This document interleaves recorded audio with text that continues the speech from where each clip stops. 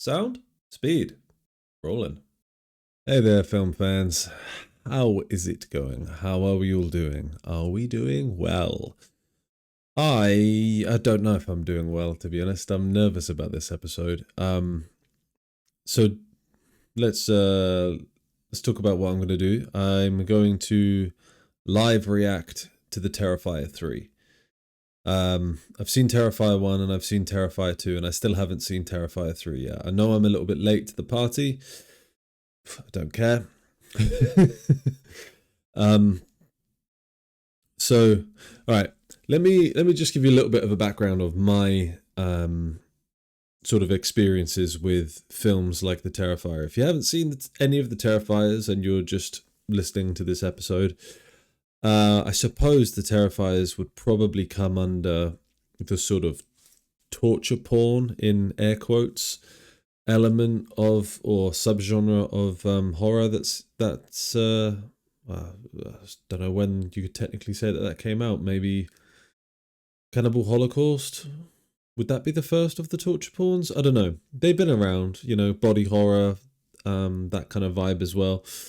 It's just real brutal, hardcore, violent stuff, of the, like, I feel like most people that haven't ever dabbled into that side of cinema, you're probably aware of films like Saw or Hostel. The odd film might slip through the net here and there, but those, to me at least, there's some of the bigger ones that most people would know of is the Saw franchise and maybe the Hostel franchise.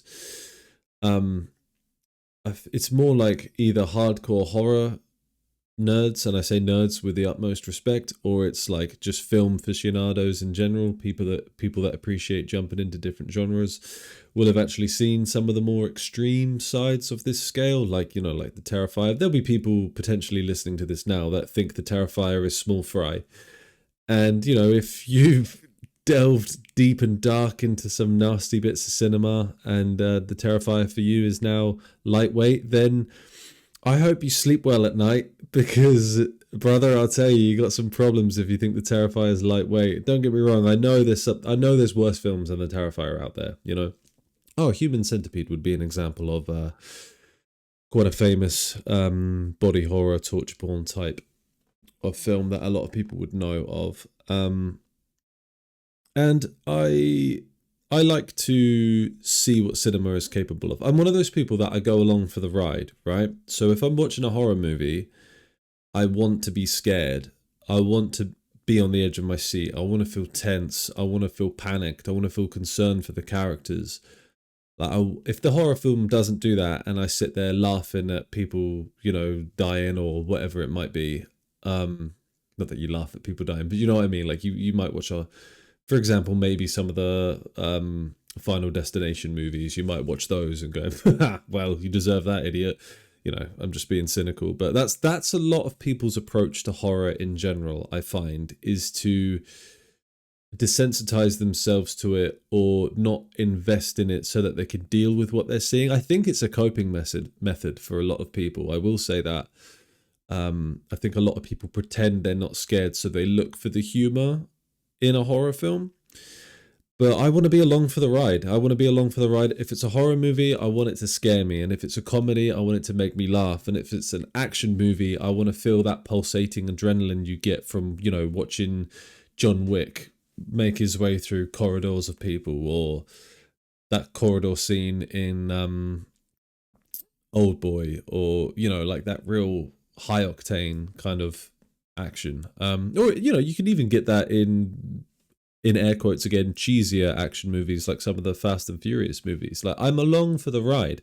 It's like on the last podcast I did Primitive War, and I was pointing out a few flaws with that movie, but I'm also along for the ride in the sense that I want to see soldiers shoot dinosaurs in that film. That's what we're there for. So to bring it back to the Terrifier and these kind of like torture porn-esque films, like, I want to be scared and frankly disturbed by films like The Terrifier. So I'm going into it with that lens. And part of the reason as well, while it's taken me, I think I watched The Terrifier 2 anywhere between like 8 months and a year and a half ago, probably I watched it. I can't really remember. Might be about a year ago. And I watched the first one a bit before that. And after watching the second one, I was like, I'm going to take a break before I hit the third one. I watched the first one and the second one quite close together. And I was like, I'm going to take a break. And I just haven't got round to it because it was a lot. The second one was a lot. And again, like, you know, I'm aware that there's probably worse films. You can sit there and say that I'm a pussy for finding it bad. But like I say, if I'm watching a horror movie, I want to be scared. If I'm watching a movie like this, then yeah, like I want to be scared and disturbed. And it did disturb me. It did what it was meant to do. So where was I going with that? And I'm, you know, I've seen Cannibal Holocaust. I won't watch it again after I learned that it's got the whole thing when Cannibal Holocaust came out, if you aren't aware, was that they pretended it was a real event. Like they pretended the actors were actually killed. Similar how like the Blair Witch Project pretended it was a real thing. So, you know, I won't watch it again after realizing or learning that there was a lot of actual animal deaths in Cannibal Holocaust that were filmed. You know, though the animal deaths are all real. So I won't watch it again. No, we don't need that on screen. Fuck off. You know, I've seen Human Centipede, Hostel. I'm aware that there's some real brutal films out there like Malum that it's on my list. I just haven't found a place to watch it yet. You know, I'm aware that these ones exist. I'll draw the line at some. Like a friend of mine, I can remember being in college, and if anyone's ever heard of a Serbian film, that came out when I was in college, around about, I want to say like 2011, maybe 2009 or 10, somewhere around there. And it was, you know, it was all the rage. Everybody was talking about it. And a good friend of mine at the time watched it and gave me a sort of, you know, a plot recap, the bullet points of some of the big, you know, key elements of that film. And I was like, you know what? Don't need to see that. There's a certain thing that he told me in there involving a child and a grown man, and I don't need to see that. Don't want to know about it. Don't need to watch that film. So my point is, right, I have got... I'm not too much of a wimp that I can't sit through these films, but when I do sit through these films, I'm along for the ride, as I keep saying. So I don't know why I felt like I had to not justify myself. But so anyway, for reacting to Terrifier 3, it is going to be... I'm going to probably throw up. Maybe I should get a sick bucket here somewhere. But let's do a little recap on the Terrifier franchise. I will be reading off of my notes because I got ADD, and if I tell myself I'll just remember it all off the top of my head, I won't. I'll go on a tangent and then I'll be stuck looking at the screen, and then I'll have to go back and edit everything, all the long pauses out of this podcast. So the director and writer is Damien Leone. He started as a special effects and makeup artist in a few different projects like indie films, short films, that kind of thing, but started with his own project. What was it called? The Ninth Circle in like 2008. And that was the first appearance of Art the Clown. Art the Clown being the antagonist in the Terrifier franchise, right? Shortly after making the Ninth Circle, he made... oh God, was it... What was after that? It wasn't All Hallows Eve, was it? Where are my notes?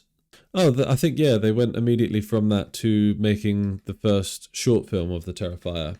And then so in the Ninth Circle and in the short film of the Terrifier that came out in 2011, Art the Clown was played by Mike Gianelli, which was a friend of the directors. Not a trained actor, but just a friend of the directors, someone willing to do it, you know, willing to don all that makeup and have loads and loads of fake blood poured all over them. And then, you know, it gains a bit of traction in the sort of cult world of following films and that sort of shit. And eventually they make All Hallows Eve, which I believe used footage from the Terrifier short, and from Ninth Circle. I haven't seen any of those. This is just the research that I've done in the background. And then eventually all of that gets to the point where there's enough like cult following online and interest from producers, and you know they've built enough of a following that they can then make the Terrifier as a full feature. And I believe Damien Leone said that he wanted that to sort of be a reboot, a reset of the like cinematic universe of Art the Clown. So it's not that that's why I haven't bothered watching the old ones. I just haven't watched the old ones. So it is what it is. Also changed actor for Art the Clown at that point. It was no longer Mike Gianelli. It's now David Howard Thornton. And I tried to do some research into see why that was, why the casting change happened. And supposedly it's just because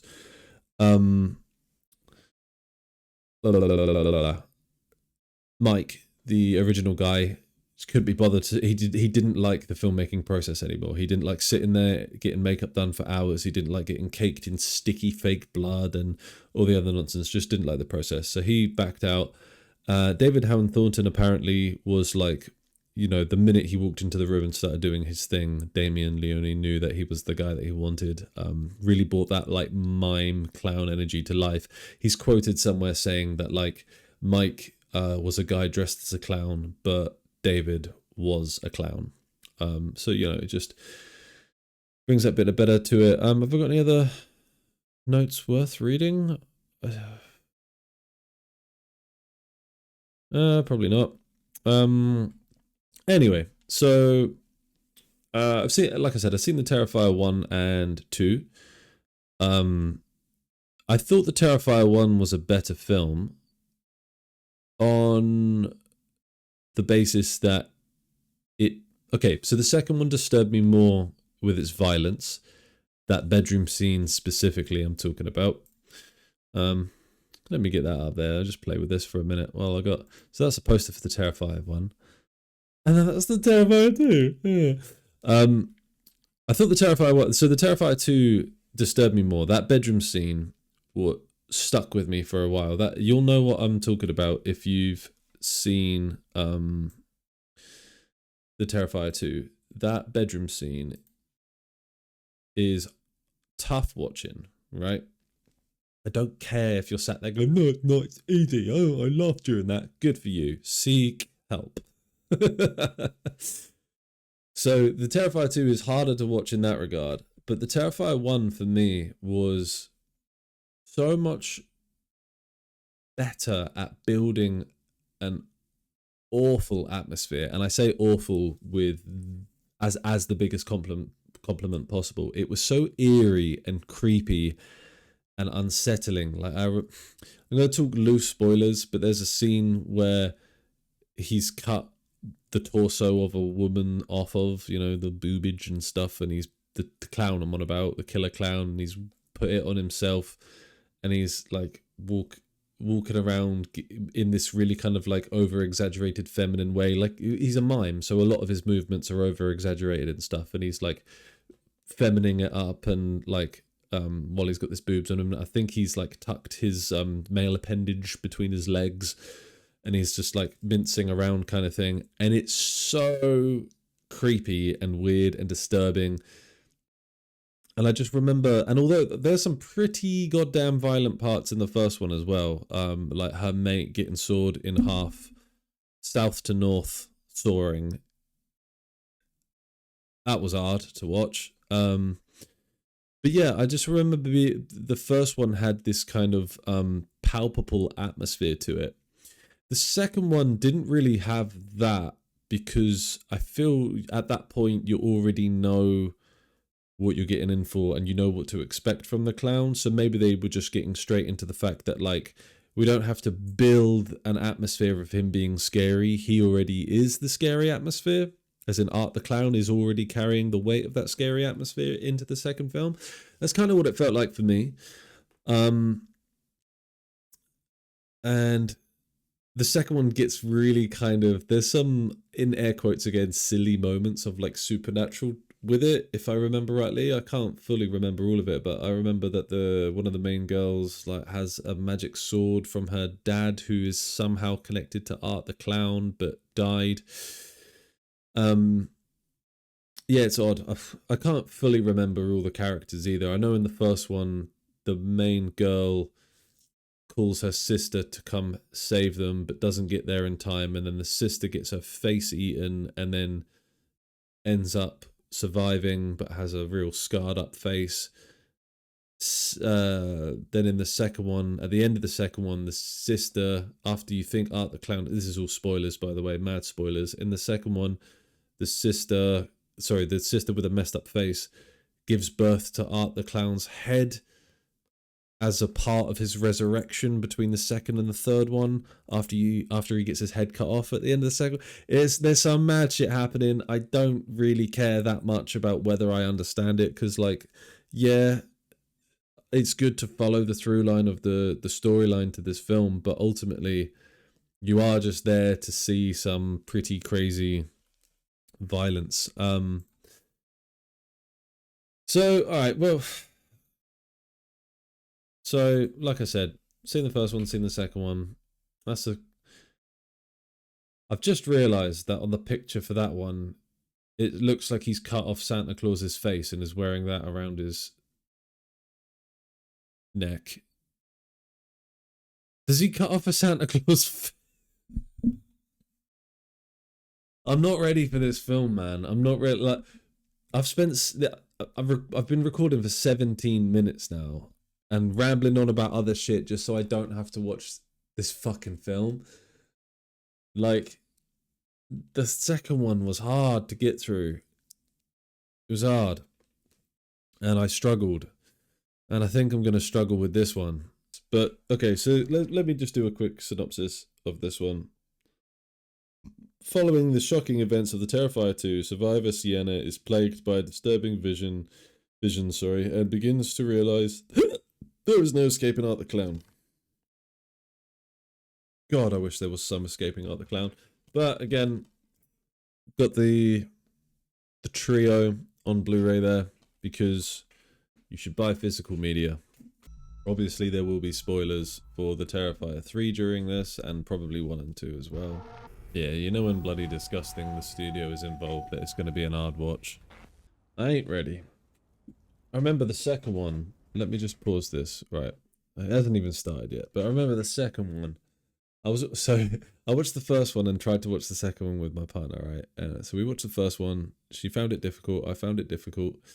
And then the opening of the second movie is like immediately just ramps it up to 10. Like, I think some dude gets his Swede cracked open and, you know, the brain comes out and everything. Like, it's hard. And she couldn't get through the opening. She was, no, if the film's going to be like this, I can't watch it. So I ended up watching the second one by myself. And I don't blame her. I don't blame her. I will say this though, with the first and second one, I did find. Now I agree. I just want to preface this. This is slightly related to like feminism and stuff. Like, I agree with feminism in the sense that like everybody should be equal, but I'm not the sort of person that's gonna like completely tear down a movie because it doesn't have a strong female character or something like that. Like, I get that that's important, but it's also not my like MO when it comes to judging a movie. But I will say with the Terrifier 1 and 2 that it did get to a point where it kind of just felt like it was a wet dream of like torturing hot women. You know, not to diminish the actresses in these films to simply their looks and nothing more, but like the film is literally hot women getting tortured, and like, yeah, there's a few male deaths. Like, there's the morgue guy and the pizza shop guys in the first one, and then the morgue guy at the end of the first and start of the second one, and then there's the dude in the second one that gets his Johnson snipped off, and people use that as a kind of like to balance the scale of like, oh no, it's not only just women getting got, like that guy gets his dick cut off. But like, it kind of felt like that was to just service that element of it, so that there's something for people to fight back on and say that it's not just hot women getting got, because it is kind of just that. So that felt a little bit like, come on, we can do better. But then at the same time, you know, that's horror though, isn't it? So that's why there's a scream queen. That's why I don't know. Maybe horror has a problem on that front, but that's not what I'm here to discuss. I just want to say that I'm aware of it, okay? But that's not what I'm here to ultimately discuss. I'm here to see how much this film freaks me out and makes me sad. Please tell me this is Home Alone instead. This looks more Home Alone-y. Where's Macaulay Culkin? Come and save me. Actually, hear anything? another point I meant to make, with the second one in particular. So there used to be a rule in cinema that you couldn't have children die on screen, or like you couldn't have children get shot, or like there was some rules or grey areas or things that like wouldn't get allowed to be, you know, broadcast or whatever. And I think that that's changing over the years. If anyone ever saw the Postal movie, there's like a bunch of children that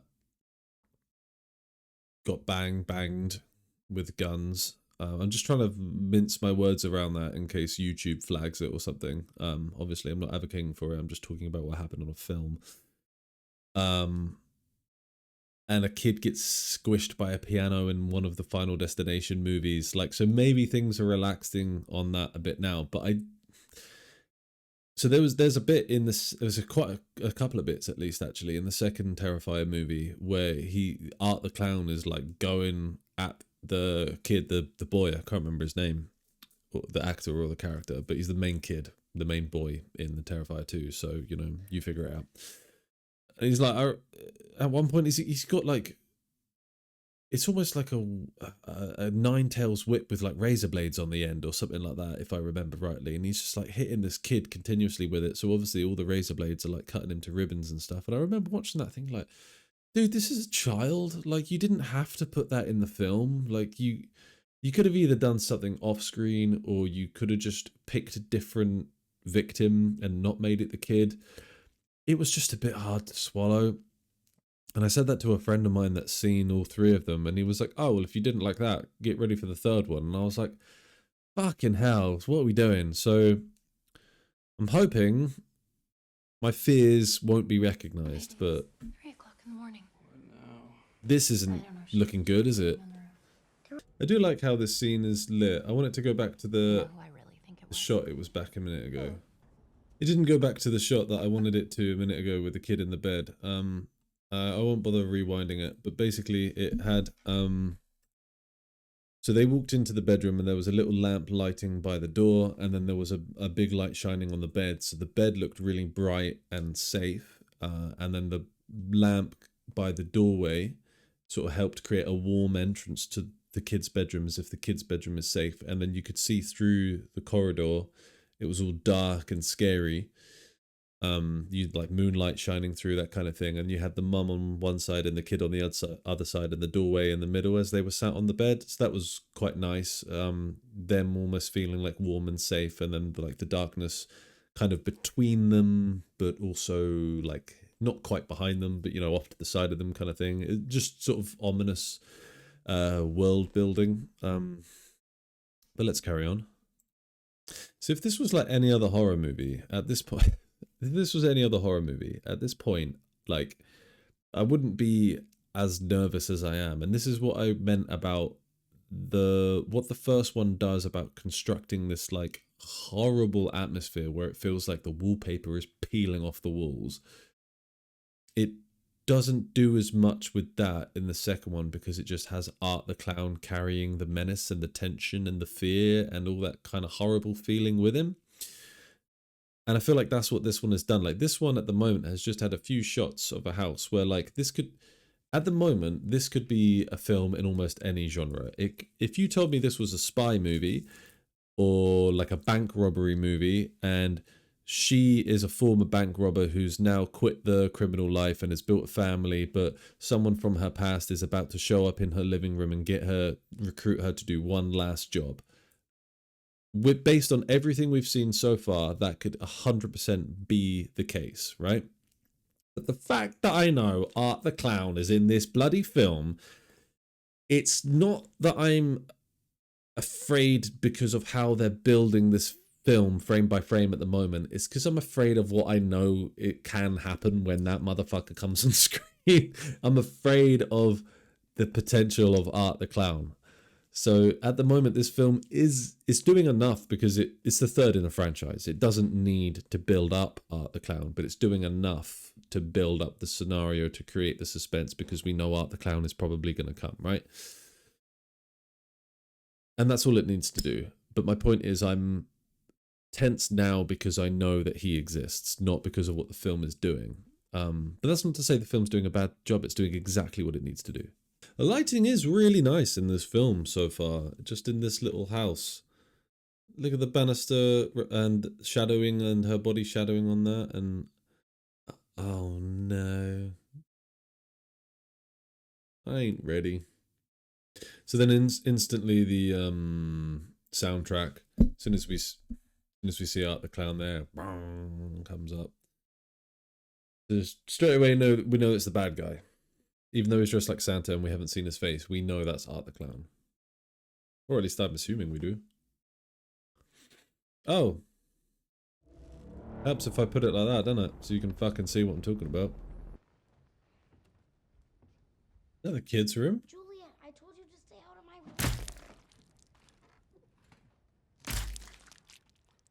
room. Oh, mate, come on. This is how you're starting the film.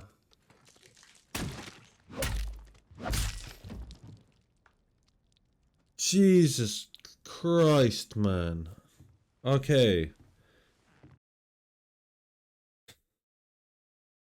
Felt like my heart rate was going up a little bit then. I noticed the other day I was watching a my algorithm sometimes on Facebook just sends me loads of like monster movies, particularly monster movie deaths, like shark films, anaconda films, like these type of things. And I can't remember what it was, but I was watching one the other day and I felt like my heart rate increased and I was like, oh damn, like, am I gonna have a heart attack one day watching a film?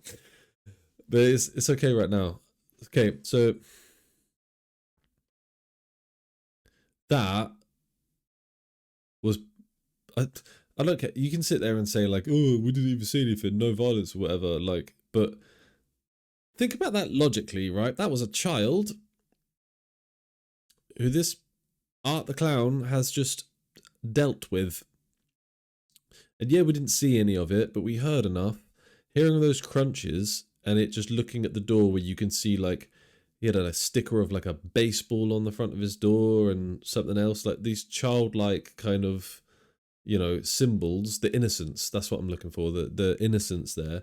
And then you just hear the crunching of the axe hitting bone and blood and muscle. And it's the fact that it went on chop, chop, chop, chop, chopping. It wasn't just one or two. That went on for an uncomfortable length of time. They must have relaxed that rule. They must have relaxed the rule about children and unaliving because sorry, I realize that I'm bad at adapting my language to stop the algorithm from punishing me. But they must have changed the rule about unaliving children because they changed the rule. Wow, what was the rule? Hopefully some film wizard out there can remind me of what the phrase is. But there used to be a rule in cinema of like the hero couldn't lose, and it's a bit like Dwayne Johnson's contracts. The hero can't lose and the villain can't win, but then I think noir films changed that so you could have like the villain getting away at the end of it. I can't remember what the rule was. So they do change rules for cinema. Maybe they've relaxed that one, but like I don't know if we want to be in a world where that's relaxed. It's like calm down. I'm gonna have to I'm gonna have to blur a lot of that off this in the edit, I think. Bloody hell. So there's a little Shining reference. Here's Johnny with his face between the boards of the door. Moving on. Okay. Okay.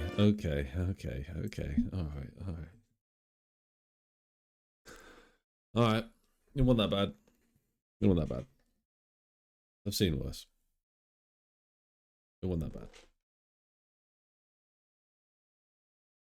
But it's a hell of a way to start film. I will say, I do like the way he, Damien Leone, like films the violence.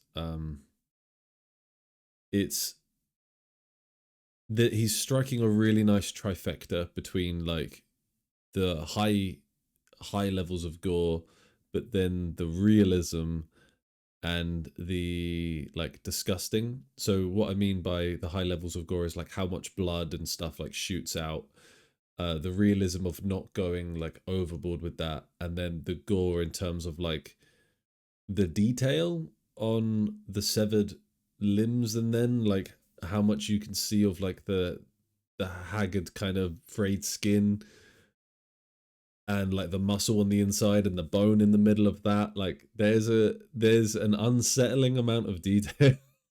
This is everything. I've got to carry on watching it now.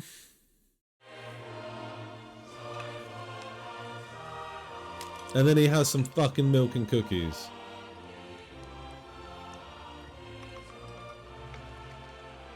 It's like what they say about whenever there's a character who works in a morgue or something, they're always eating, because if you can, what that's subtly telling the audience is if they are comfortable enough around a dead body they can eat, then they're like mad experienced and seasoned in their job of being a mortician or whatever. So anytime someone's working in a morgue on TV or film, I bet you they're eating as well. It's a really common trope. So this is just showing him being so at ease with him being a violent maniac that now he's just having some milk and cookies. He's doing his dishes. He's a good house guest too. These films do have a sick sense of humor. Oh, little child. No, mate. Oh, that's a hell of a way to start a film. That made me really sad. I might be wrong, but if you were called as a police officer to a location where there was someone considered armed and dangerous, would you not at least have one other guy with you? Wait for backup, secure the perimeter, and wait for backup. These films, just look at the color tone and everything. Let me get myself out of the way. But look at the color tone here and that kind of like hazy, like almost like a film filter that it's got over the top of it. I don't know if they do that to help with the color saturation when it comes to the blood, and because I know that sometimes with films, if something is considered too violent and too bloody, you can get around like certification limits. So what I'm talking about is like, you know, like if a film is rated 18 or 15 or whatever, you can manipulate those ratings based on how you present the violence. So I believe that Tarantino was told with Kill Bill 1, if he kept that samurai, the Crazy 88 fight, the same, it would be too violent. So they made it black and white to, you know, allow them to stop it from being, I think, down from an X-rated film to an R-rated film in America, so an 18 in the UK, because I believe with X-rated films the distribution becomes harder, because there's like, as far as studios are concerned these days, the happy middle ground for getting bums on seats in cinema is like a 12A, because then you're adhering to most audiences. It's mature enough for adults and it's kiddie enough for kids. So I know that with some films, like they might dilate the saturation a little bit, or like, you know, grey it up or darken it and everything, so that the blood, instead of looking vibrant red, maybe looks a bit greyed out and off color or darker and that kind of thing. So I wonder if maybe that's why the Terrifier is styled the way it's styled. But I like it. It has that sort of late 90s feel to it. Or maybe even an 80s feel. And I think that's kind of what it's homage to those slasher movies from the, don't know, 70s, 80s, whenever. I haven't got my film brain on right now. I'm trying to keep my wits together. Hang about. What the? My seat keeps sinking down. Wait a minute. It's broken. It keeps just descending. What the fuck was happening there? So she'd given birth to Art's head at the end of the last film, and then she's eating the nurse while Art is still attached by umbilical cord to her, and the head is also eating the face of the nurse. What? And the Edge is doing his goddamn best to convey horror. Look at him. Just a quick bit of characterization from what's his name? David Howard Thornton, the guy playing Art. So obviously his like miming ability and all that, the way he can contort his face into these big fiendish grins and these like evil kind of eyebrow raises and everything. It's really, really good. But just then, how he was walking up to, without a head, walking up to the, whatever her name is, the woman from the first one, and the Edge. The guy, the wrestler, not the U2 guitarist. Just his characterization of how he moves and his body and how he moves is really menacing. He's not like strutting up as though he's hard, you know, like Jax Teller in Sons of Anarchy. He's not strutting, swaggering. He's not walking like towering his frame up, you know, like how Jason might walk or something. He's just walking with purpose, but with this like unsettling kind of shuffle. It's quite hard to describe, but when you just pay attention the next time you see Art the Clown walking, it's an unsettling gait, we'll call it. I'm sorry, were they just ripping parts of his face off? Did they just stick their claws in and start tearing? I didn't find that as difficult to watch, because I think because it's the Edge, because you know that he's an enormous wrestler who's made a career over like 3 decades of throwing 250-pound men across a ring. I know it's rigged, but they're still phenomenal athletes, you know? So seeing this tiny little woman, no offense, I'm not being sexist, but mass moves mass, right? That's science. E equals MC squared. Maths. No. Mass. Mass moves mass. And that's mathematics. I don't know. But the Edge is a big bloke. She's a small woman, and she's pinning him up against the wall and then digging her hat. I don't know, like, and he's punching her and she's going more and more. Maybe she's like got this possessed strength from being acquainted with the Terrifier now. I don't know. I don't know what the reason is behind that. But it just seemed a bit odd to me that he couldn't move her off of him. And then, like, you know, go back to the bedroom torture scene in the Terrifier 2, where he uses a scalp to scalp her. He uses a scalpel, sorry, like one of those knives from surgery to scalp her. So you're like, okay, that's more believable, you know. My point is there always seems to be like a tool or a, you know, implement, an instrument, a thing, which is sort of justifying the horrible acts he's doing. Like in the first one, it's a saw that does the old south to north sawing of that woman. But just sticking your fingernails in someone and then pulling their face off, I don't know if I buy it as much. And, you know, this is again a film about a supernatural killer clown entity. So it's easy. I found that easier to watch than parts of the second one, because the second one was so realistic in the murder. But just, I'm a clown without a head and I'm going to stick my fingernails into your face. Like, all right. Fine. Anyway, let's carry on with it, shall we? Oh, that's quite...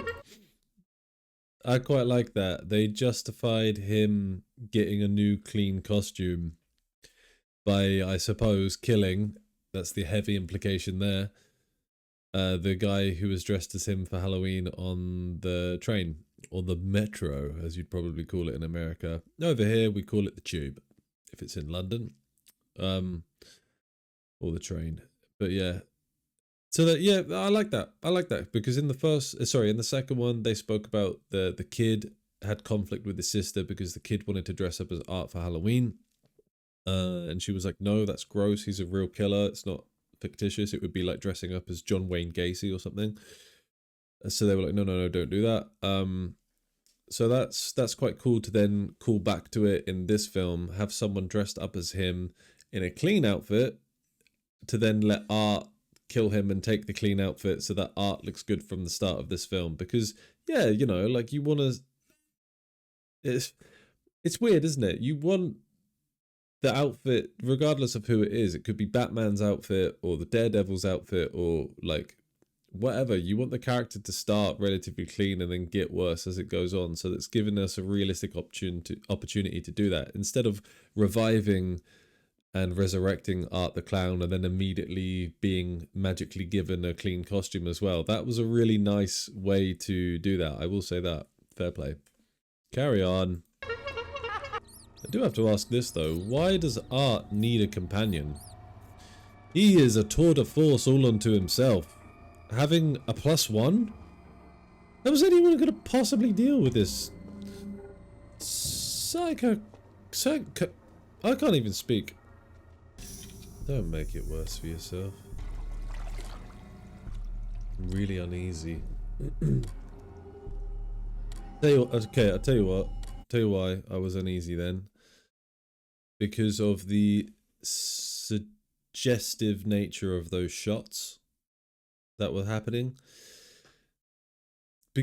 With these films, you know that almost anything is possible. We've seen a lot up to this point in the franchise. We've seen some pretty dark, twisted, unhinged things.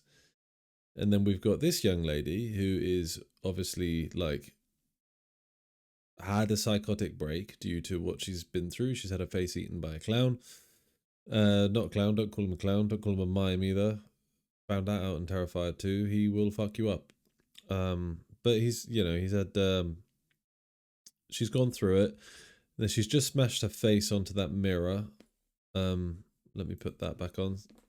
There we go. So she's just smashed her face onto that mirror that's up there and taken a shard of glass. And then the shots were showing like different parts of her. They were showing her pick up the shard of glass and then showing different shots of her body getting into the bath, and then like a shot of like just her legs sat there in the bath, not quite like being able to see up her dress, but it was sort of suggested looking up her dress in a way, and you were seeing shots of her wrists, and my mind was sat there going, what is she about to do? Is she about to like now how it is exactly now how I've got it, where she's extended her left wrist out and is looking at her wrist with the shard of glass in her right hand. Now it looks like she's just going to slit her wrists, right? So maybe that's what happens. But I was like, is she about to disfigure her face even further? Is she going to start disfiguring other parts of her body? And then seeing the shot of her leg, sorry if this makes me sound like a complete psychopath, because that's not the point, but like seeing the shot of her legs and then it's slightly angling upwards towards her dress. Not that it was looking up her dress, but it was angling towards up her dress. And then the image from the Exorcist sprung to mind, where, spoiler alert for The Exorcist, it's an old film, maybe you should have seen it by now. But there's the scene where the young lady has the crucifix and she's thrusting it violently upwards herself, and it's creating a lot of blood and stuff. That is what I thought they were about to start suggesting. So my point is, I paused it here to talk about what those shots were causing my imagination to do, because this is one of the key things in horror and suspense, is it's what you can cause the audience's imagination to do. That's why in Jaws, yeah, the practical reason why you never saw the shark very much was because it didn't look very good. The shark didn't look very good on screen, but ultimately what it created was not showing you the monster or the villain fully causes your imagination to run riot. And I know I mentioned Jaws a lot in podcasts, but it's there'll be film buffs out there, you know, that will be able to tell you maybe a more niche example. But everyone has seen Jaws, or most people have seen Jaws, and most people are aware of Jaws. So it's a really good point to cover a lot of bases when I talk about it. So that's why I will constantly reference things like Jaws or things that are a little bit more popular in the zeitgeist. So yeah, that then was quite hard. This scene, back to Terrifier 3 now, this scene was quite, I want to say pungent in its unnervingness of me as the viewer, because I was just like, oh my god, what is she about to do with this fucking blade?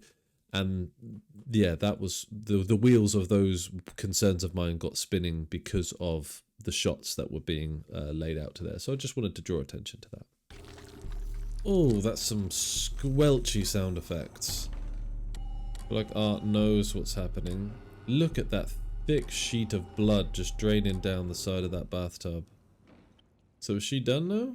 Or is she going to be like revived and immortal as well and resurrected and all that shit? That was a great shot, by the way. Some real nice. Let me just take that back a touch.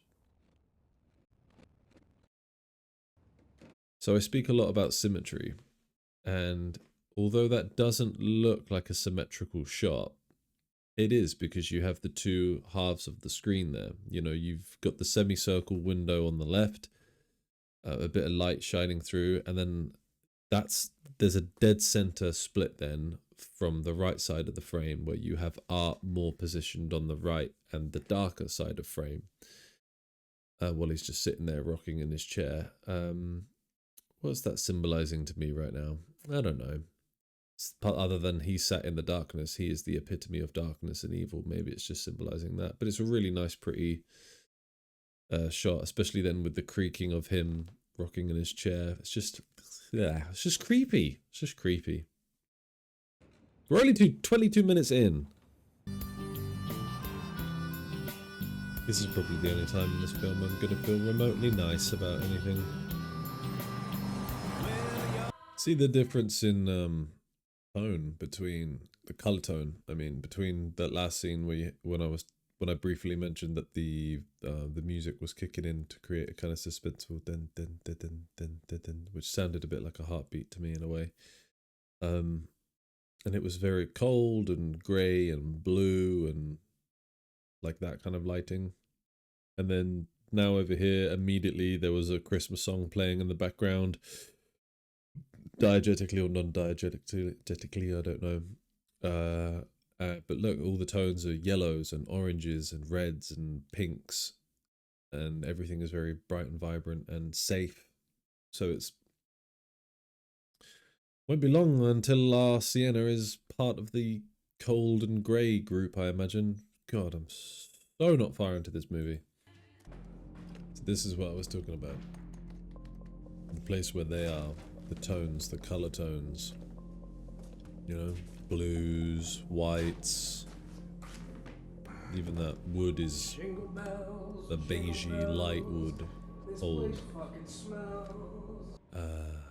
Oh, has he been sat there for 5 years? Oh, why did you have to disturb her? Holy shit. Wow. What a moment to pause on. So that was creepy. So what we had just then for potentially audio listeners only was the two gentlemen. I guess their job is to like demolish or empty out houses and abandoned buildings and that kind of thing. So they were walking around, and it's the house that Art was in, and I didn't realize he'd been sat there for 5 years. I'm assuming that's the case based on how covered in cobwebs and stuff he was. Just not moving, just grinning his little face off, not moving, covered in cobwebs now. Hasn't moved for 5 years. I wonder what the reason for that is. If he was just undisturbed in that time, had no targets in that time, and now unfortunately this removals man or whatever his job is about to disturb him again and unleash him on the neighborhood. But the woman who slit her wrists sat in the bath. That looked awful. 5 years of coagulated blood. Is it coagulated? Is that the word? Coagulated blood? I don't know. Just, yeah, grimness. Very creepy. Let's see how this plays out for him, Kat. There's no way she's alive. If she's alive, this is mental. Dennis! Hey. Hey. Dennis! Get your ass up here! God damn Now! Are you real?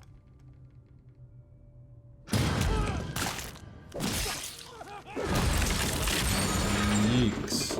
Oh no. Oh, bless him. At least he's gonna die quick. How is she still alive? Yep. Better limber up. Loosen up. Oh my god, mate. Just, you need to get up. Yabba dabba do. Oh, mate. This is gonna go on for a long time. Is this gonna be one of those where it just goes on and on and on? At least it's a guy this time. Oh no, scalping. Oh, sweet Jesus. But did you see what this woman here is doing with herself and that shard of glass? I wasn't too far off when she laid in the bath earlier, was I? I'm ashamed at myself, in a way, for not being too far off with my assumption about what she might do with that piece of glass. Because I was bang on, I just got the scene 3 minutes earlier. Oh, for heaven's sake. So she's doing that to herself while watching art torture this poor bloke. Alright. But at least it was a guy this time and not a hot woman. Wow! Oh my god! Oh my god! Oh, fuck me! Oh my god. No fucking way. Oh my god. If you're audio only, it's probably for the best. And this is just going to be a podcast of me making noises like that. Holy hell. I've never seen anything like that. I will say that about the Terrifier films. They did half tick the boxes of originality. Bloody hell. So, should I talk through it? Maybe I shouldn't. Yeah, I will. If you're audio only and you've already seen the Terrifier and you want to know what I'm talking about. So, he nailed the bloke to nailed the bloke's hand to the floor on his left hand, bit off his right fingers while he was the guy's belly down on the floor, and Art's knelt on his back, messing around with his hands like that. And then he gets the Stanley knife and cuts from like the top middle of his forehead back across his hairline in a straight line, like a central parting, and then just started pulling his skin and his face and his head open. Wow. And then I thought that was going to be it, and then at the last second he fully pulls it all off and apart, and everything comes off his skull, and his jaw hangs down because he's obviously pulled the ligaments of that off and then detached that in the same time. And wow, that is going to stay with me for a minute. Okay, we move on. Let's continue. But the whole time, this ungodly bint was pleasuring herself with a shard of glass, for crying out loud. I will say though, in the grand scheme of things, as awful as that was, it still ain't as bad as the woman who got sawed in half south to north on Terrifier 1, or the woman in the bedroom on Terrifier 2. But at least it was a bloke. I do feel sick though. No. I seriously Jenna know, says like, her everything about and you. the bloke are gonna die. Everything online. It is good casting in how much they do look like cousins, to be fair. At least he's gonna die quickly. At least he died quickly. He's definitely had it the best. This guy's acting really good. I don't want to pause it because I'm invested in this, but the Santa Claus is pleading for his life so convincingly. Oh no, now he's got him tied to a chair. Oh, Jesus. So now you know that he's just... Art loves a bit of torture, and whenever he has someone in a position where they can't run away, he goes way overboard. So this is... Oh dear, what a bad time to be Santa Claus. Oh no. Oh. Oh, Cloudy! So for those listening, he's just pulled out from his bag the liquid nitrogen, like, tank fire extinguisher thing that he was building.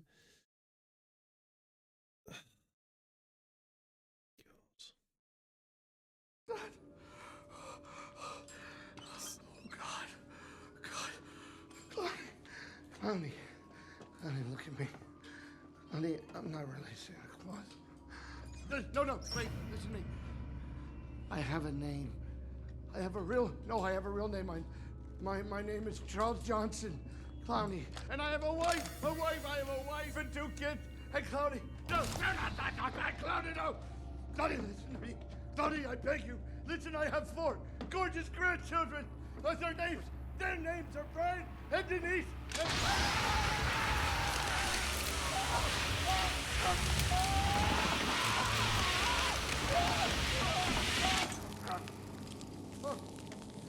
Oh, he's gonna pull his own arms off.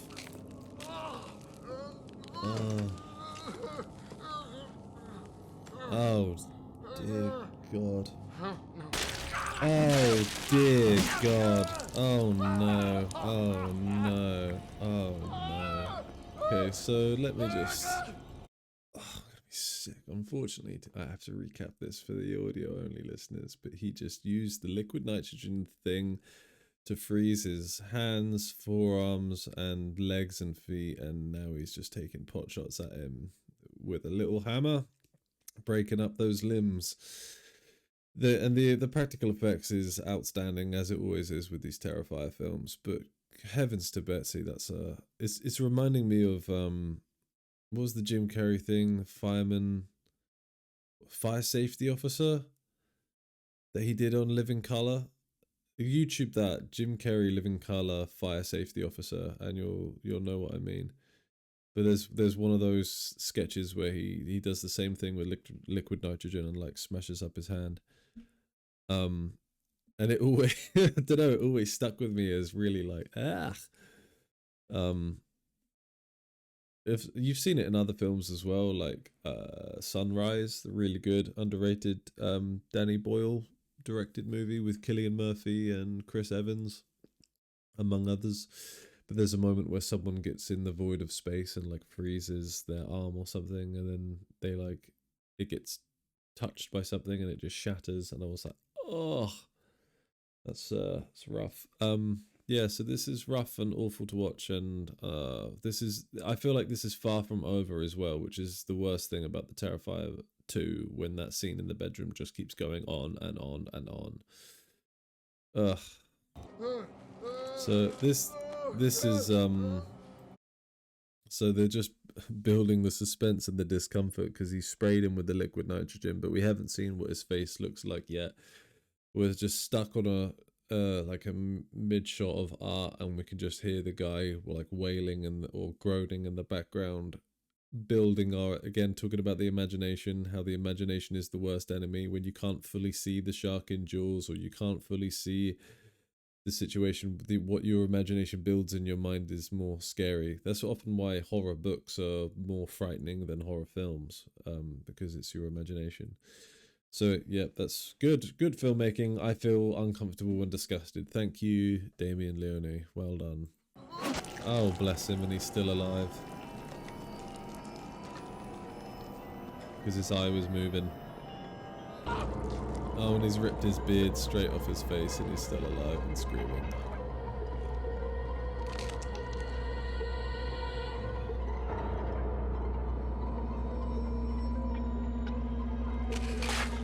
was ripping the carrot. Oh, and the guy's still alive. It's just the fact that they're still alive that makes it so much worse. Art has a really sick sense of humor, man. Today, right?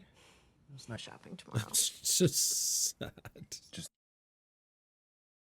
I'm just sad. I know I'm laughing. It's not real laughter. It's sad laughter. I'm just sad now.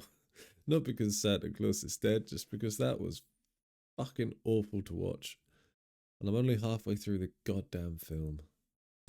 Really lovely moment from Lauren LaVera just then. She's a really good actress. I don't know if I've seen her in anything other than the Terrifier franchise. Let's have a quick IMDb check just now. No, nothing else that I would have seen, but that's not to say other people may not have seen her in other stuff.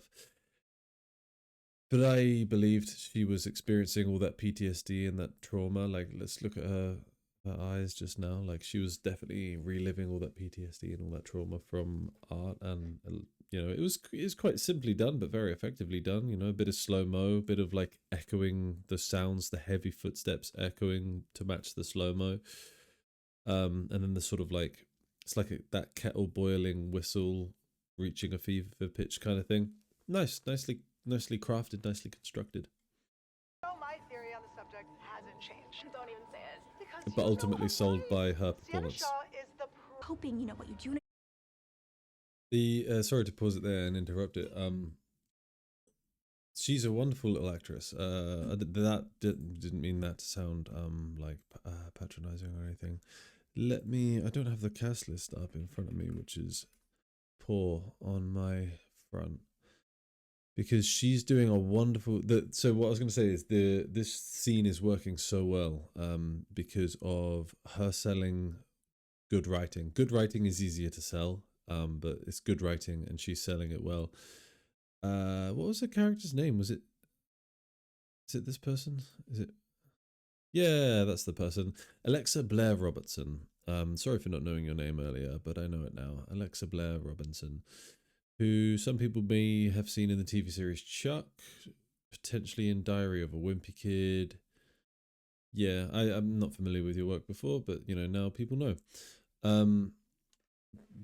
The writing saying that they would literally kill, and then her, you know, emphasizing that with her eyes, like the white eyes, we would kill.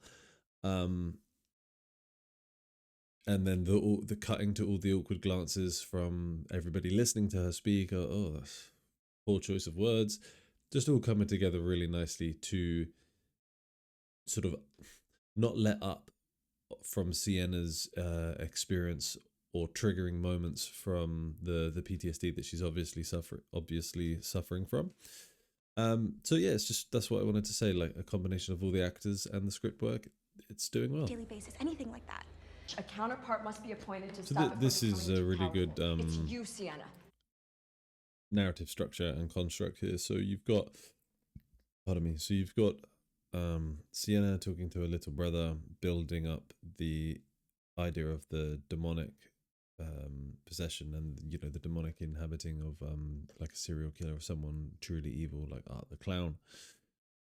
And then we're cutting back and forward between Art, you know, starting to become dastardly is probably a way I would describe it. Starting to do his thing, starting to yeah, you know, he's going to start doing his thing in a minute. That's what I'm trying to say. So because she's talking about him doing that, that's adding to our suspense and our sense of terror. That's like laying the foundation in the same way that the score is now kicking in, and you know, it's hitting a few like minor notes and some eerie sounding chords and stuff. So it's all layering on. So the Sienna talking about it is feeding into what we're seeing Art do, and it's nice. Using one scene to inform the other. And they know it. I wonder what I got. Corey!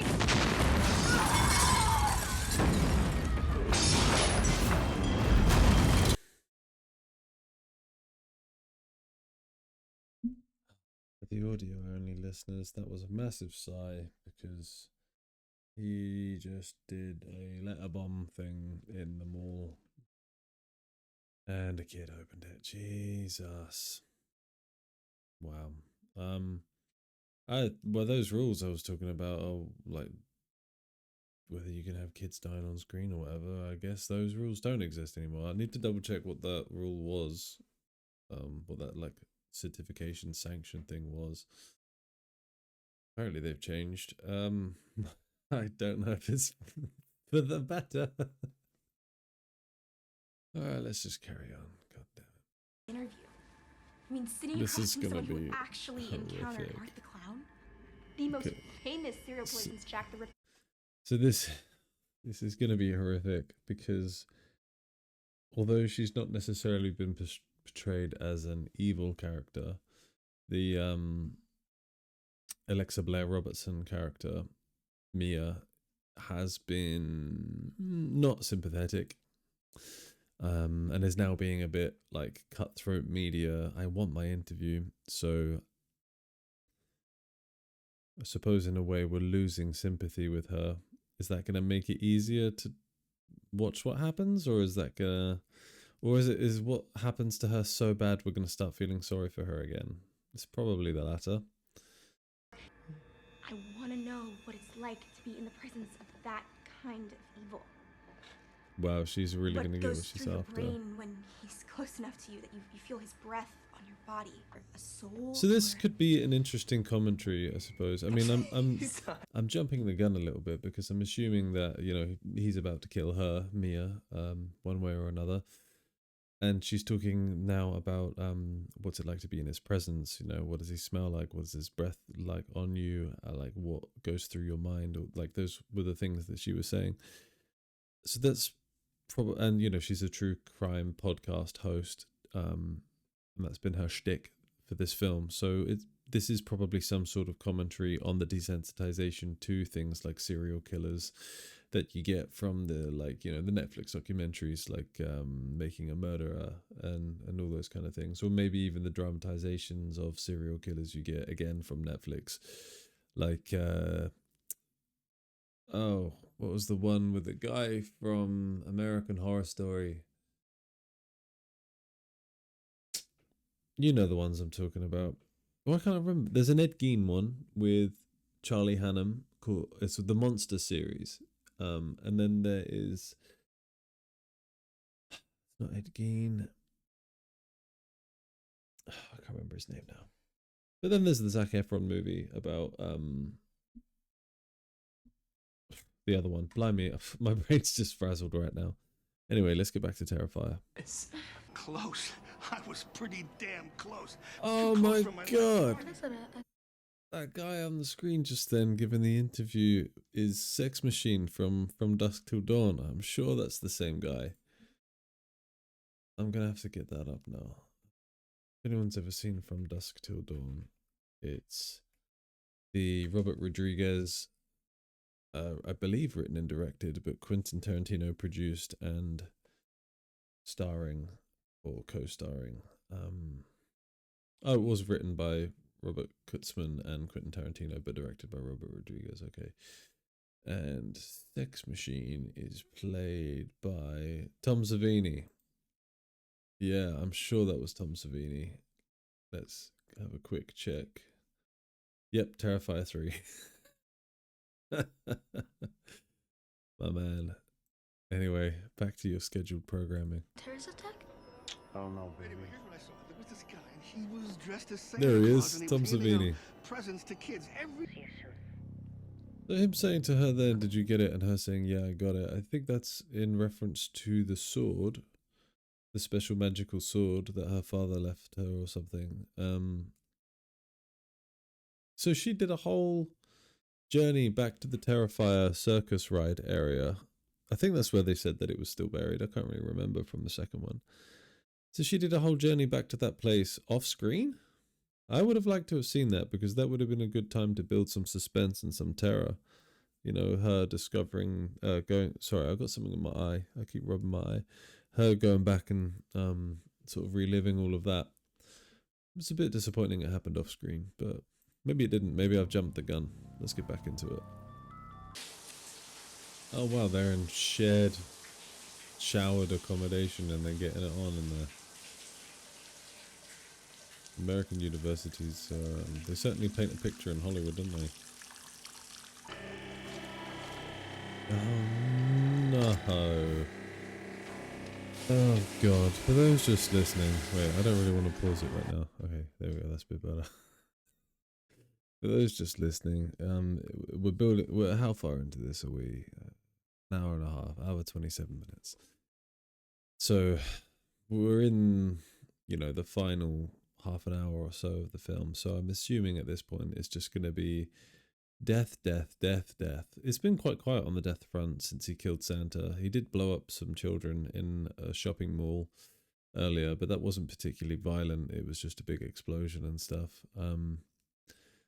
So I've got a feeling now it's just going to be awful to watch from here on out. But he's just pulled out a chainsaw and he's walking up to the couple that are enjoying each other's company in a shower, and it's all steamy, and I'm sure they're having a whale of a time, and it's about to be the worst and probably end of their life, but the worst time of their life is about to happen. Let's just get to it, shall we? And he's still dressed as fucking Santa Claus. Oh my god. Okay, so he's had his leg locked off and his hand locked off. Oh no, she's not. Oh my god. Oh sweet Jesus. Oh god, he's just wailing on her with this chainsaw right now. Really going in. It managed to like cut the front of her face off. Oh no, and she's still alive. She's got head scalped. Parts chopped into her. He has a really sick look. I think he's just gonna leave her alive. Oh no. He's carrying on with her. I think he just cut it clean through the middle. For all those audio listening.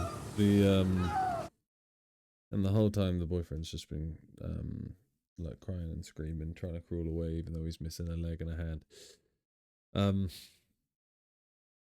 The special effects is still really good. It still looks absolutely horrific to watch, but I do think this film isn't as bad as the second one so far. The stuff that's happened, it's mainly that bedroom scene because it just went on for so goddamn long. That really like turned my guts a bit. But then with that guy like wailing on her with the chainsaw again and again, we saw bits of it, but they were all quite quick cuts, quite when it sort of he went down with the chainsaw and it sort of skidded across her forehead and ended up scalping her and ripping half of her face off, and that like it was quite short-lived on camera. And then a lot of the like flailing of the chainsaw at her it just looked like that, just sort of flaming at it. There was no discernible like what's being cut kind of stuff by the chainsaw. Not saying that I wanted to see this, but I'm saying I feel like the second film was showing that kind of stuff a lot more. So this one seems a little bit toned down by comparison, as horrible as it still is to watch. Having said that, I haven't finished it yet, so I might be wrong, and maybe I'm just desensitized to this now. Maybe it is just as horrible as ever. But let's carry on. This guy's about to get got. Oh god, just pulled the remaining stump of his leg off. I knew he was gonna do that. For crying out loud. Yeah. Okay, alright, so bloody hell. Okay, alright. So I'm just gonna pause it here during this little montage of Art using his chainsaw on that guy. Yeah, I stand by it that this isn't as bad as the second one for a couple of reasons then. Actually, I will say as well, I was wrong in my earlier assessment of this franchise being like sort of maybe treading on the wrong side of the line when it comes to like torturing hot women, because I think most of the deaths so far in this film have been guys, and on that one in particular I knew he was going to do it, for God's sake. So Art stands up behind him with the chainsaw as the guy's crawling on his belly trying to get away, and puts the chainsaw right where the sun doesn't shine and starts to like rip it up his back. And then he flips him over and goes right, onto the Johnson and starts chainsawing up through his torso. So it's pretty rough, and that's, you know, a guy getting the same treatment as a girl in Terrifier 1, you know, the old south to north soaring that I mentioned. It's very similar to that. But yeah, this time it is a guy, so it's like he's getting the treatment. But the guy died like quite quickly, as you know you might expect. And now we're getting a lot of footage of him continuing to be cut up, which is quite grim to look at. But ultimately, you are just looking at someone cut up a body, which is bad. Don't get me wrong, that's awful. But the fact that the guy's not alive anymore, so it's not that we stop feeling sorry for him, but like at least he's not feeling anything anymore. He's done. He's gone. He's dead. Whereas that poor girl in the second one, who was alive throughout, like so much of what art was doing to her, that for me made it harder to swallow. So far, as awful as that was to watch, it's not as bad as the second one. Let's carry on. Oh good, we're still going with the chainsaw. Yeah, having said all of that, I still don't feel okay. I still feel awful having watched that. Putting the intestines of the dead husband around the tree while the husband's head is on top of the tree. That is something I haven't seen before. So, actually, just to comment back on that chainsaw thing, I was going to say, well, I have already said, with the Terrifier, they do come up with some pretty original death sequences. For the most part, like, you know, we've all seen hatchets, axes, knives, and hammers and all that. We've seen them, but like the way that the Terrifier either shows you the violence of the practical effects, you know, like the limb getting got or whatever, it's usually pretty uniquely constructed in that respect. But then the actual way that it's done itself is usually quite unique.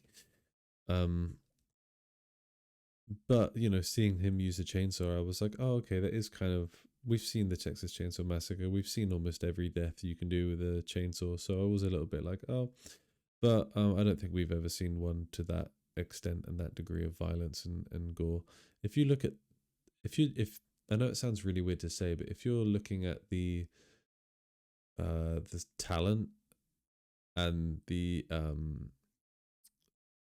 I guess devotion to the craft of making practical effects and special effects, and you know, these practical, gory, real heavy, you know, all this kind of stuff, compared to like the latest Texas Chainsaw Massacre movie. I can't remember what one it is in the sequence of those Texas Chainsaw movies, but it's the one where there's a load of influencers on a bus, and towards the end of the film, spoiler alert, Leatherface gets on the bus and just starts mowing through people with the chainsaw, and like right at the end of it, a woman tries to climb out of the bus window, gets her torso out, and then Leatherface just comes up behind her and cuts through her waist, and like the legs fall inside the bus, and the torso of the body falls outside the bus. But that in particular, because the reason I mentioned that in particular is because it was similar in a way to the death by a chainsaw that we just saw the Terrifier do. But in the Texas Chainsaw Massacre, it's just more heavily reliant on CGI, and like all the guts look computer generated, and you know, all the blood, like it would be harder to watch and scarier. And the Texas Chainsaw Massacre like rehash films, because there's been a lot of rehash films for the Texas Chainsaw Massacre, they would probably do better and be better well received if there was more time and attention given to creating like the realistic gore, because they think it's just, I don't know, I say they think it's just like they all agreed this together in a board meeting or something, but like they almost think that like just having someone do the thing with the chainsaw will be scary enough. But like if you've seen that for the last 9 Texas Chainsaw movies, you're desensitized to it and it's not enough. So I'm not saying up the levels of gore or up the amount of deaths or the amount of violence or anything like that. What I'm saying is, if you're going to do the violence, when I say do it like the Terrifier does it, I don't mean copy their specific style. You know, we talked about like the color tone and that kind of hazy tinge that it has to it, and the colors of the blood and the type of prosthetics and all that. I'm not saying copy it to a T, but I'm saying copy or try and achieve the same level of detail that this film uses using practical effects. Try and achieve that same level of like realism by practical effects, because we know it's a fake limb getting cut off by a chainsaw, but if it looks real, as in a tangible real thing that was actually captured by the camera, as in captured the footage, you know, that tricks our mind into believing what we're seeing is real, more so than our eyes seeing what we know is a computer graphic. So straight away our brain goes, that's not real. Whether what, like I was saying at the start of this, being on board for the ride, whether you're on board for it or not, you can't help but subconsciously go, oh, I know that's not real. So yeah, I don't know, that is something that the Terrifier does exceptionally well, is give you everything as realistically and as hardcore as it can. And I know that it's mostly Damien Leone, sort of like, the whole thing is his inception, you know, back for what we spoke about at the start of the podcast, the Ninth Circle, All Hallows Eve, the Terrifier short film, then becoming what people know as the Terrifier trilogy. It all started as him, Damien Leone, sort of just being a master craftsman when it comes to that level of practical effects. So it's good. Anyway, let's carry on with this soon-to-be awful scene.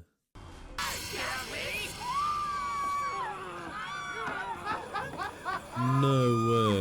Hi, Mommy! We love you! We miss you! Is that genuine? Is that genuine? There's no way that's real. Oh my god, it was taking me a minute to figure out what they're doing. Oh. Wow, this is unique. Oh god, I take back everything I said about the Texas Chainsaw Massacre and how we've seen how maybe, I didn't say the Terrifier was running out of ideas, but oh my god. Oh god. So for those listening, I have to describe it again. So the mum is strapped to the chair. He's got a big tube thing and what I thought was a blowtorch. So I thought maybe they were going to do some sort of like heat torture, but I couldn't work out what. And then he jams the tube into her mouth to the point where she bleeds a bit and throws up a bit. So like her head's tilted up and they've jammed the tube right into her mouth. And then he starts whacking the tube with a mallet. So now it's like breaking her jaw and she's bleeding more. It's definitely not going to come out.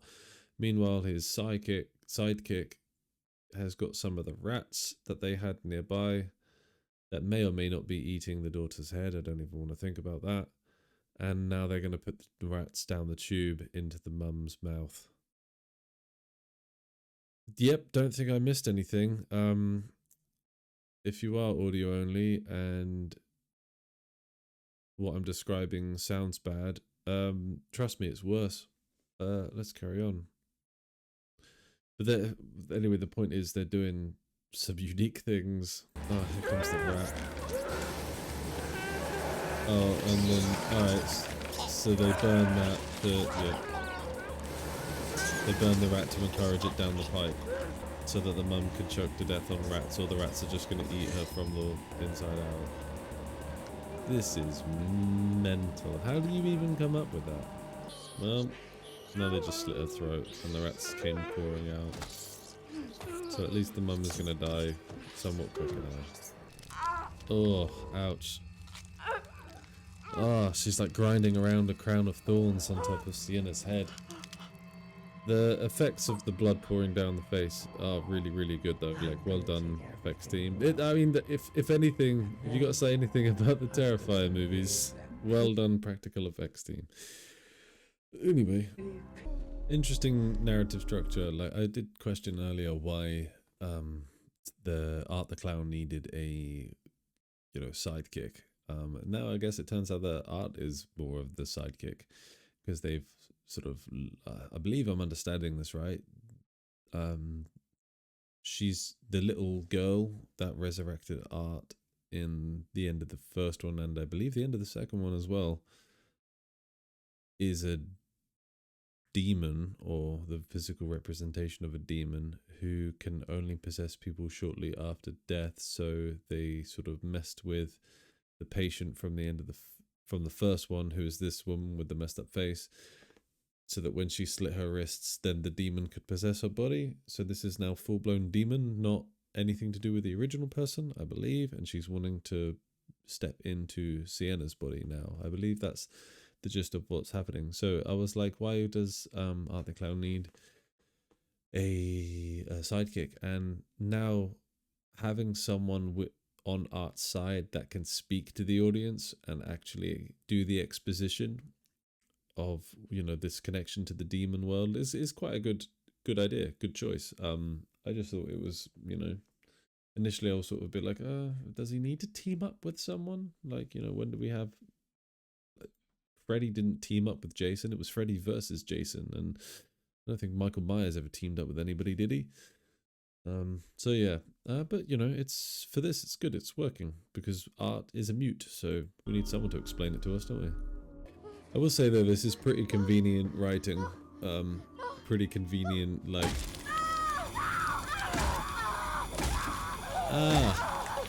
Yeah, deal with Art the Clown though, he's still in the room with you, please deal with him.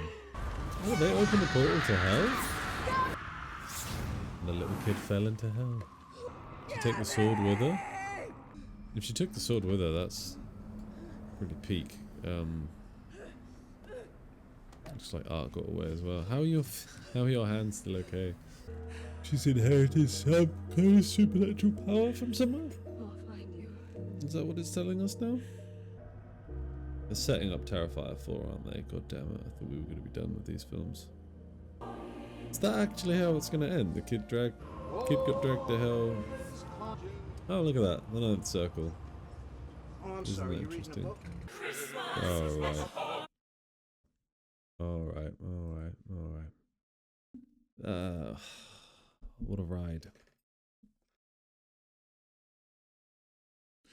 So, alright. I said initially that maybe this film, or the franchise, doesn't... Well, no, not doesn't, but I said initially maybe this franchise does a little bit too much in the way of like, oh, let's torture and kill hot women. It was almost a bit too like, I don't know if sexist is the right word or whatever. I'm not sure. Like I said, I agree with a lot of feminism, but I've never done feminism studies or anything like that, so I wouldn't be able to use the right terminology to say what potentially the Terrifier was leaning towards with its like torture of attractive women. But the third film, maybe it heard that criticism and they thought, all right, well, let's just do it to blokes instead, because that was majoritively dudes. The worst of the stuff was all dudes. The Santa Claus, liquid nitrogen, and the guy with the chainsaw. The girl got it bad with the chainsaw too, but the guy got it worse. But then I would argue in the second one, the girl who had the death the worst in the bedroom, she was alive through most of that, and the guy with the chainsaw in Terrifier 3 wasn't. But yeah, so it's maybe steered away from that, so that's good for the franchise. To not necessarily be a vehicle of misogyny, not that it was before, but I think you get the point I'm trying to make, as it may have been.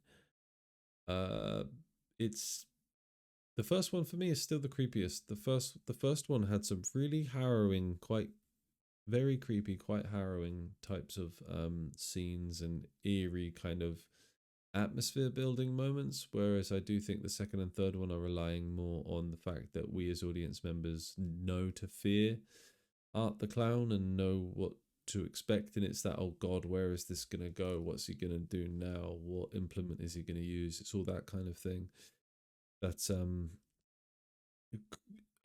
builds the suspense and fear in your mind with the second and third one. And yeah, okay, you could argue that maybe they achieved you know, they achieved it with the first one, and art has a reputation as such that they don't need to do it again in the second and third one. I think the second one was the hardest to watch for the gore. I think it was a lot more brazen and upfront with it, and that bedroom scene in particular just went on and on. The first one's creepier, the second one's more gory. This one is, the third one had a lot of interesting directions for the story to take, because like watching the first one up until the point he got resurrected at the end, I had no idea that he was remotely supernatural. But the little supernatural twist at the end, I was like, oh, that's quite nice. The second one, if memory serves, the only sort of initial supernatural thing was that he was hallucinating, seeing the little girl, or maybe he was seeing the little girl and she was like a demon. And the fact that he gets resurrected at the start of it is sort of the only supernatural bits. And I feel like this was like leaning a lot heavier into that. Well, at the end of the second one, you get the whole like the pregnancy of the woman with the messed up face. I can't remember her name from the first one. So that's all a bit supernatural, and then this one was just leaning on that and going further with it. And you know, like I'm on board with it. Why not? Like, why not make it supernatural? Why not make it demonic and stuff? It makes sense. I think Jason started the Friday the 13th movies. They started to get really supernatural. I remember there was one where his grave gets, at the start of the movie, his grave gets struck by lightning and resurrects Jason. And because he's resurrected and been struck by lightning, he's now harder to kill. Yeah, those films really went that way. So you know, yeah, like why not? Because you know we've had Mike Myers being a well, I don't know how long into the franchise he stayed as just a killer. Maybe he gets supernatural as well. I can't remember. It's been a long time since I watched the canon of Halloween movies. But for the most part, he's a normal guy. Freddy's obviously a supernatural thing, but that's always been his thing, Freddy to be supernatural. My point is that like there's a lot of movies where the killer is just a killer. So to have this be some sort of demonic, I guess possession? Is art possessed by a demon, or is art a demon? I don't know at this point. It's cool, yeah. And again, the practical effects and the special effects in this film, like they really do turn my stomach. And there's an argument to be made that they should probably have been considered for the Oscars. I don't think they were. I'd have to double check that now, actually. But there's a strong argument to be made for them maybe being considered for the Oscars, or should have been considered for the Oscars, just purely on the basis that it's the practical effects are doing what they're setting out to do. They're setting out to turn your stomach and, you know, scare you and frighten you, and you know, all those kind of things. So, and they're achieving that ultimately. So yeah, maybe they should have been recognized, because they are some pretty good effects. That's definitely the best things about these films. If you like really violent hardcore horror, then yeah, these films are for you. If you're remotely got a weak stomach for that sort of thing, stay well away from it. And if you're one of those nerds that's going, oh, Terrifier ain't anything, there's way more worse stuff. Yeah, there is. But, you know, at the end of the day, some people can't even see fake blood without feeling queasy. So there's a scale for everybody. And what's a good example? If something like Reservoir Dogs is too violent for you, don't go anywhere near the Terrifier. Because Reservoir Dogs was nearly, I think I'm right in saying there was talk, it might have just been a marketing technique, but there was talk of them trying to ban it on the basis of the one scene where Mr. Blonde tortures a police officer, the infamous scene. And in the grand scheme of what you actually see and what happens regarding the torture, that ain't shit compared to Hostel, Human Centipede, Saw, The Terrifier, Cannibal Holocaust, but to name 5 off the top of my head. So, you know, the point I'm making is there's a big sliding scale, and the Terrifier, whether you're trying to be real edgy and cool or not, the Terrifier is right up there on the extreme end of that. And on that note, I think I'm going to wrap it up there, because this has taken a long time and I feel quite queasy. If you enjoy the episode and you enjoy the podcast, please do rate it, review it, subscribe to it so you don't miss an episode, and you'll get notifications and all that sort of stuff, you know. So if you're seeing this on wherever it is, hit the like button, hit the thumbs up, hit the subscribe button, support the channel, because it's just me. I do all of this off my own back for the love of the game and the love of cinema. So thank you for watching and or listening. I've been your host. This has been Chat and Script. Peace out.